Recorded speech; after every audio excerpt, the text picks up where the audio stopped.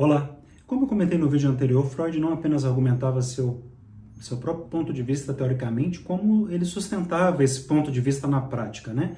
Em 1903, quando a homossexualidade era tida como um problema médico, como um problema jurídico, o jornal vienense Die Zeit pede a Freud que se pronuncie sobre um escândalo envolvendo uma importante personalidade acusada de práticas homossexuais. Ele se posiciona dizendo que a homossexualidade não é algo a ser tratado, principalmente a ser tratado nos tribunais. Freud ainda esclarece: eu tenho a firme convicção de que os homossexuais não devem ser tratados como doentes, pois tal orientação não é uma doença.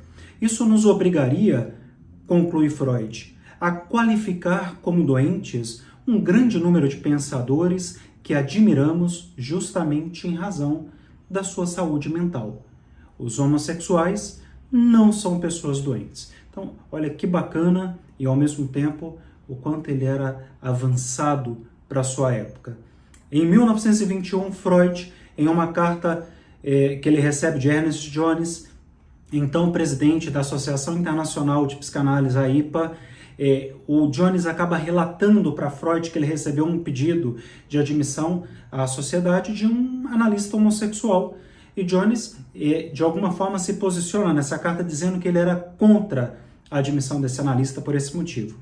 Na resposta à carta, assinada tanto por Freud quanto pelo Otto Henck, se pode ver a seguinte mensagem.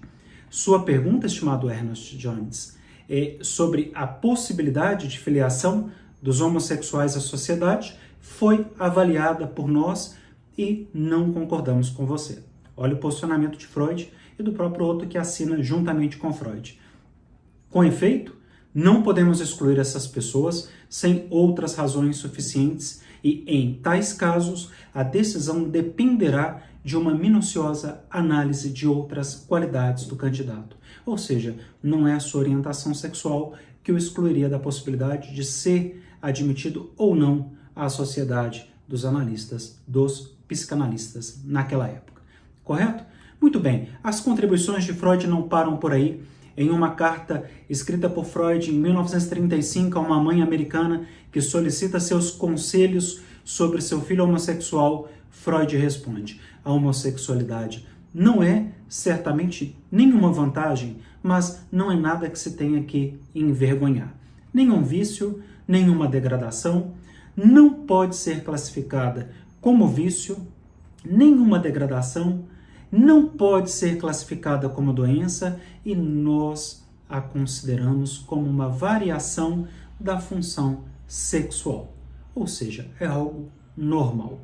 Freud, nos 3 ensaios da sexualidade, ele trouxe grandes contribuições e ele foi, em grande parte, responsável por uma revolução que modificou o modo contemporâneo que nós temos de pensar esse tema.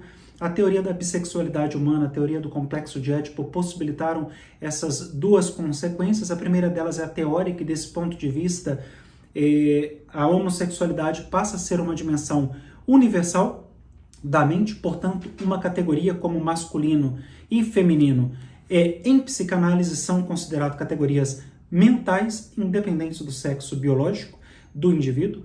Outra consequência de ordem prática, né? Verifica-se que na clínica e diz respeito à homossexualidade manifesta, assimilada ou não pela personalidade do indivíduo e que pode ou não apresentar uma determinada ordem de problemas clinicamente relevantes. Então, a categoria homossexualidade latente corresponde à produção de efeitos e à proliferação de sentidos na relação analítica, seja como tendência à repetição, como inibição de crescimento ou mesmo como transformação criadora, né? Vamos traduzir dessa forma. Muito bem, nesse sentido, a orientação da libido de uma pessoa em direção ao objeto do mesmo sexo ou em direção a um objeto do sexo oposto não tem diferença essencial, qualitativa ou normativa, conforme vemos em Freud, isto é, esta ou aquela orientação não é mais ou menos adequada normal ou patológica do que a outra. Escreve Freud em 1905, nesse livro Os Três Ensaios sobre a Sexualidade, o afeto de uma criança por seus pais é, sem dúvida, o traço infantil mais importante que, após revivido na puberdade, indica o caminho para a sua escolha de um objeto, mas também não é o único. É isso.